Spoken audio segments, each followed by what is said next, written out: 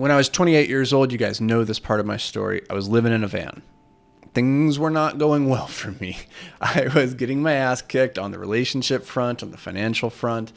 But within 3 to 4 years, I would say, things had really turned around. You know, I had built and exited my first business, was getting into my second, had acquired some real estate.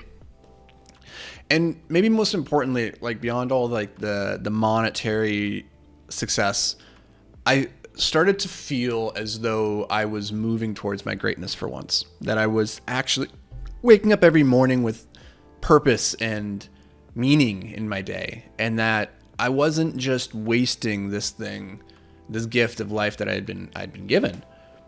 And that was if I was to point to anything as like a win or a success in my life, that would be it. Like, forget all of the external trappings of success and whatever that might look like or how people define it. Truly waking up every day and liking who you are and knowing that you're making a valuable contribution to the world and that you're doing something productive with your life is one of the best feelings. And I wanted to share with you guys today 12 simple choices I made that really transformed my life from that place of, you know, dire necessity, rock bottom, living the van at 28 to, you know, some semblance of not having things figured out, but at least moving in a direction that I could be proud of. So here are just 12 simple choices that I started to make that changed my life. Number 1 was that I claimed accountability for everything. I believe that you can either be the victim or you can be the hero of your story, but you cannot be both. You cannot be both the victim and the hero. We do not idolize the victims. We sympathize. We wish them well, but we do not idolize them. We do not memorialize them. And more importantly, I don't think any of us want to be the victim in our story. And I know that, like, depending on where you are in your life, maybe you've gone through some really harsh stuff that I can't even relate to. Maybe you're right to be, you know, the victim. You maybe have been victimized. But you can turn that into your power. You can turn that into your strength. And that begins with a simple choice that you are not going to be defined by that victimization, that you are going to choose to rise above that, to allow that to become the thing that fuels you, to move you forward. It's going to become part of your hero's journey. Number 2 is I leveled up my network. I started getting into rooms where the people in there were so far above me that I had no choice but to raise my level. I believe that regardless of where you are in life, what room or who you surround yourself with, that every room reverts back to the mean. And what that means is if you are the smartest person in the room, then you are going to get pulled down to everybody else's level. If you're the dumbest person in the room, you're going to get pulled up to all those other people's level. And the same thing applies to monetary success, relationship success, health success. If you are the unfittest person in the group of people that you hang out with, you will probably migrate towards the average of their fitness. That's a good thing. If you are the fittest person in your group of unhealthy people, then you will probably be pulled down to that level eventually because it is too hard to fight against the reversion to the mean. And so choose your rooms very carefully. And truthfully, I think this is the easiest way to level up your life, is just to change the people that you surround yourself with so that they reflect the world that you are trying to achieve. Number 3 is I cultivated daily discipline. Listen, like I've said this so many times before, it's probably cliche at this point. I hate writing, but I love having written. I hate working out, but I love having worked out. I hate eating healthy, but I love how I feel about myself and, more importantly, how I feel energy-wise after having eaten healthy. You don't have to love the process. Do it anyway. Discipline is the thing that changed my life. Freedom is chaos without discipline. And that took me a really long time to figure out. Number 4, I turned my weakness into a strength. See, I used to blame my ADHD for being the reason I was failing in life. It was just a really easy scapegoat to point to my biology, this thing that's different about my brain, as the reason why I wasn't successful. But things truly did not start changing for me until I turned it around. Until I stopped looking on that side of the coin that said my ADHD was a weakness, and I instead flipped the coin and said, this is my strength. This is my superpower. I'm going to lean into it, into the aspects of my biology that are uniquely me, that give me an unfair advantage. And I'm going to start playing the games where I know I can win. And that changed everything. Number 5, I started creating more and consuming less. And you've heard me say this before. Again, it's very, very hard to get paid collecting dots, but it's surprisingly easy to get paid for connecting them. In this instance, dots are information, right? Like I was the person who was always listening to podcasts, reading books, and like consuming information because it made me feel this pseudo productivity. Like I was getting ready, I was learning, I was expanding my curiosity tank, and I was filling it, but you can only fill that tank so full. And the important thing is what you do with all that information that you collect. If you're just going to collect it for the sake of hoarding it, well, the hoarders don't get rich. It's the people who use what they have.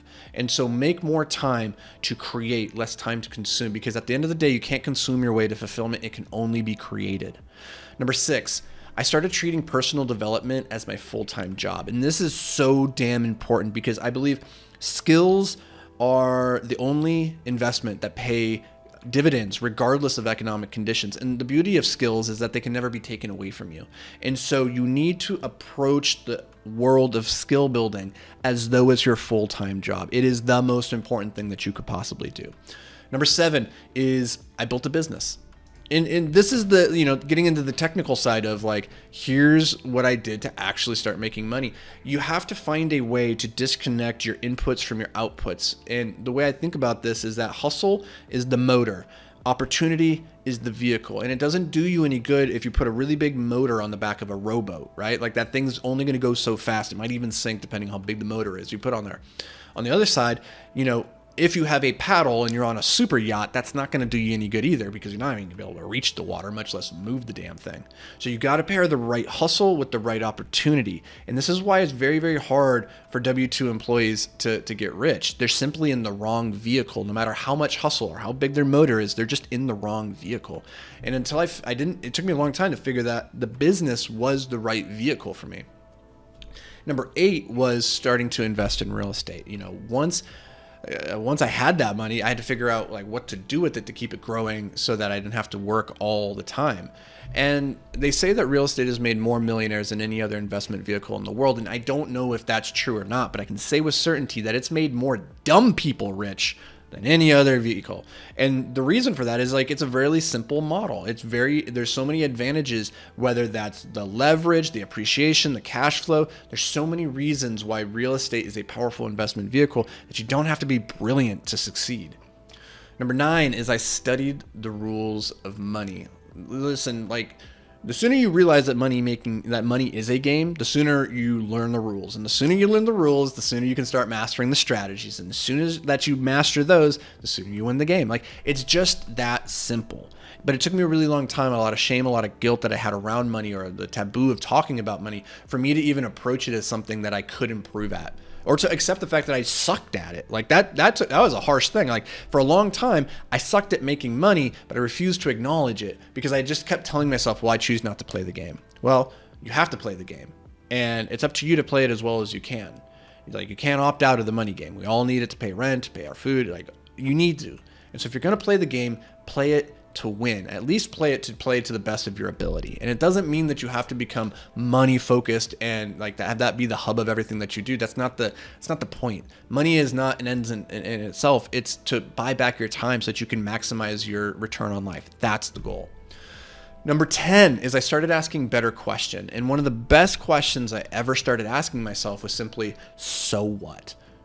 Once you realize that other people's perception of you or their hate or their boos, those things can't actually stop you, then you become something remarkably powerful, something terrifying to the trolls and all those well-meaning loved ones who would hold you back for fear of you realizing your greatness and not wanting you to get hurt or for you to not leave them behind.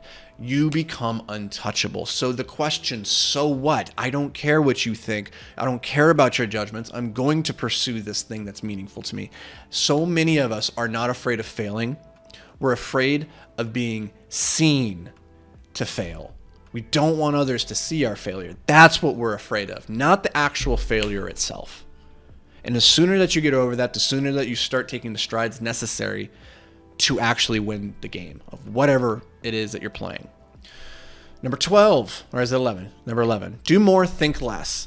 For me, a lack of knowledge has almost never been the thing that's held me back in life. It's been a lack of execution. Simple as that. Do more. Number 12, learn higher value skills. When I had to look in that mirror and realize that I wasn't winning the money game, that I wasn't achieving everything that I could in life, it started by looking in the mirror and accepting that I didn't have much value to the world. I was a rock climber, very good at climbing rocks and living in the dirt, but that didn't transfer into any kind of meaningful value that could transform or improve the world in any kind of meaningful way. And if you're paid in proportion to the magnitude of the problems that you solve, I just wasn't solving very big problems. And so I started acquiring skills that would enable me to make a bigger impact. And so I think those were 12. I think I had written down 13. No, I said 12. Okay, so those were 12 choices. I get lost in my notes here, guys. I'm sorry. Those are 12 choices that I started to make, and they had a transformational impact on my life, and hopefully they help you on your journey as well. So I thank you. I appreciate you. Thank you for being here. As always, guys and gals, you guys rock. I will catch you here tomorrow, but until then, stay hyper-focused, my friend.